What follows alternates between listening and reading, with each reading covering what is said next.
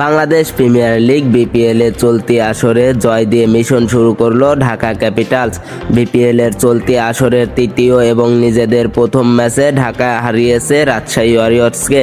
শনিবার সিলেট আন্তর্জাতিক ক্রিকেট স্টেডিয়ামে টস জিতে রাজশাহীকে প্রথমে ব্যাটিংয়ে পাঠায় ঢাকা।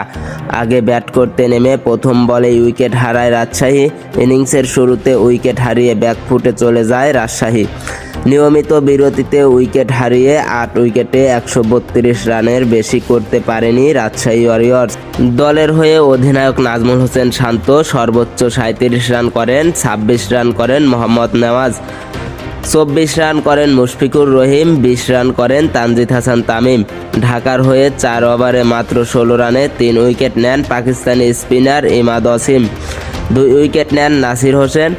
সহজ টার্গেট তাড়া করতে নেমে 98 রানে 5 উইকেট হারানো ঢাকা শেষ পর্যন্ত 5 বল হাতে রেখে দলের জয় নিশ্চিত করে। দলের জয়ে সর্বোচ্চ 45 রান করেন আবদুল্লাহ আল মামুন, 10 বলে 2 ছক্কা আর 1 চারের সাহায্যে 20 রান করে অপরাজিত থাকেন সাব্বির রহমান রুপমান।